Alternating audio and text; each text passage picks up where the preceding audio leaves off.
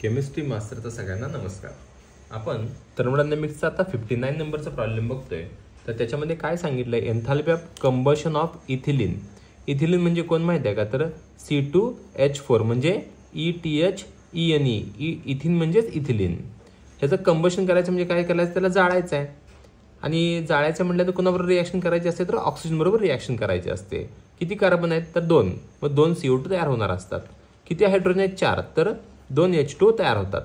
आता इथं समजून घ्या की रिॲक्शन बॅलन्स करताना हे 2 आणि 2 4 ऑक्सिजन आणि 2 6 ऑक्सिजन म्हणजे 3 ऑक्सिजन, 3 O2चे मॉलिक्युल.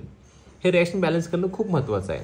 आता बघा इथं हा कुठल्या स्टेटमध्ये असतो, गॅसियस स्टेटमध्ये असतो. हा गॅसियस स्टेटमध्ये असतो, हा पण गॅसियस. पण हा पाणी कुठल्या स्टेटमध्ये असते, तर लिक्विड स्टेटमध्ये असते. आता काय करायचं आहे, कारण 290ला लिक्विड स्टेटमध्ये तुम्हाला सापडणार आहे. आता इथं डेल्टा एन लागलंच काढून घेऊया. N2 - N1. N2 म्हणजे बघा हा सगळ्या व्हॅल्यू N2 वाली येते. पण वॉटर हा लिक्विड स्टेटमध्ये असल्यामुळं ह्याला कन्सिडर नाही करायचं, आपण फक्त 2च घ्यायचे. हे 2 मायनस. आता हा 3 मोल आणि हा 1 मोल किती होतोय, 4 मोल. म्हणजे 2 - 4 हा -2 म्हणजे डेल्टा एन तुम्हाला मिळाला. डेल्टा एन तुमच्याकडे आहे. अजून त्यांनी काय सांगितले, ॲट अ कॉन्स्टंट व्हॉल्यूमच्या वेळेचा एन्थाल्पी चेंज तुम्हाला सांगितलाय त्यांनी. मग कॉन्स्टंट व्हॉल्यूमच्या एन्थाल्पी चेंज किती असतो, तर तो डेल्टा यू न कन्सिडर करतो. म्हणजेच त्याला आपण QV सुद्धा म्हणू शकतो. तो किती येतो, किती दिलाय तुम्हाला, तर -1390 किलो जूल दिलाय. मग आता आपलं ठरलंय आपण कधीच किलो जूलमध्ये ठेवत नाही. -1390 1 2 3 3 शून्य वाढवले म्हणजेच 1000 ने मल्टिप्लाय केलं, तर तुमचा डेल्टा यू तुमच्याकडे तयार आहे. तर तुमच्याकडे कोणत्या कोणत्या गोष्टी माहिती आहेत तुम्हाला, तर डेल्टा एन माहिती आहे आणि डेल्टा यू माहिती आहे.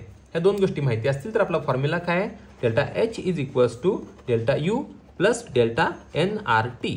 मग डेल्टा यू तुमच्याकडे आहे -1390,000 प्लस डेल्टा एन किती आला तुमचा -2 RI 8.314 इंटू टेम्परेचर आहे 290 केल्विन. आता हे ह्या तिघांची मल्टिप्लिकेशन करायची. मग -1390,000 परत प्लस मायनस हे किती येते, तर 4822 हे त्याची मल्टिप्लिकेशन येते.